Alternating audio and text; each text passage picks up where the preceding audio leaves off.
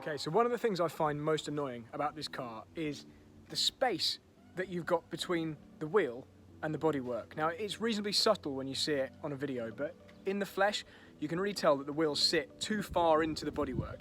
Now, in the future, I'm going to get the car lowered by around 30mm, but for today, what we're going to do is space the wheels out using a 15mm for the rear and 7mm for the front set of spacers, as well as the lengthened bolts that go with those. So let's do it.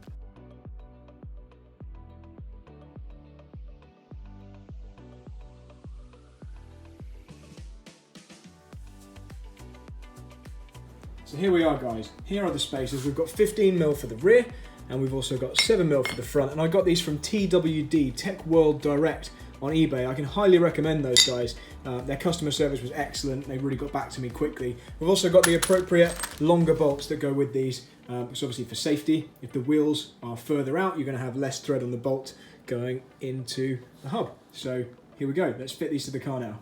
So this is probably the simplest job that you'll ever do on a car, to be honest. All you've got to be able to do is remove the wheel, put the spacer on, and then refit the wheel. So all we've got is the socket wrench to take the wheel off, and we've got the new bolts, we've got a jack to lift the car up, and the spacer. So this should be pretty straightforward.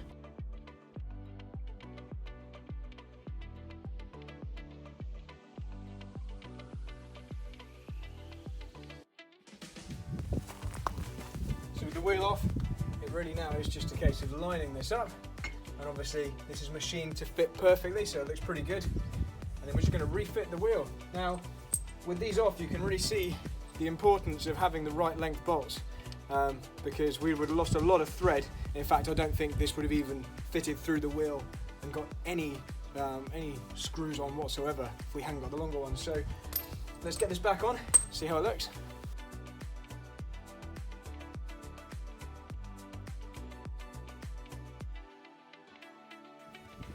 Obviously, we're going to torque these up before we go anywhere, but now we've got this on, let's see how it looks on the whole. I'm going to release the handbrake, let the car settle back down, then we can see how she looks.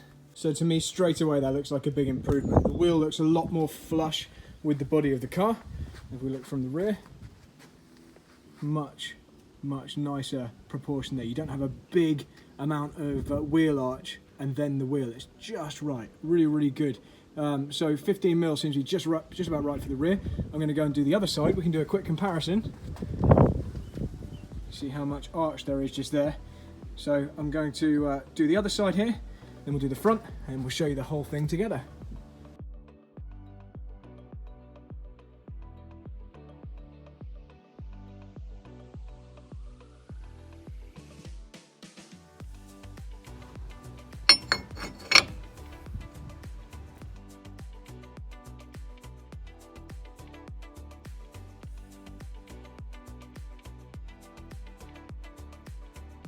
So there's a more subtle difference on the front. Obviously this is before.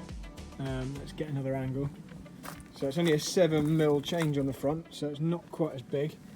But this is before. See, it's still quite tucked inside the arch there. Let's head around the other side where we've just completed the job. You see now it's level, dead level. So this entire side is done now, so you can see both of the wheels look in line with the bumper and in line with the bodywork. Makes it pretty obvious though that we need to get the suspension lowered, doesn't it? We're going to lower about 30mm. We've got quite a sizable arch gap, but at least the wheel spacing now is correct, and you can see both rears are now the same. Make sure the caliper's all nice and clean, get the shock absorber all nice and clean as well. Just good to have the underbody spotless when you get the chance. So that's the finished article. That is 7mm front space and 15mm rear space. And as I mentioned previously, the thing that really highlights to me is, although the wheels are in the right position, they're right out to the edge of the car, you really notice the arch gap. You noticed that before anyway, but it's just ramming home to me how much this car needs to be lowered. So one of the very next things I do, it's not cheap, I'm going to have to get some lowering springs, because at the moment it just looks like it's on stilts. But I've seen a lot of pictures and videos of people who have done that, and it really finished the car off. So guys, thank you very much for watching that very short video about how to space your wheels. You could have probably worked it out for yourself, but I'm going to try and document from now on everything I do to the car. So until the next video, thank you for watching. Bye-bye.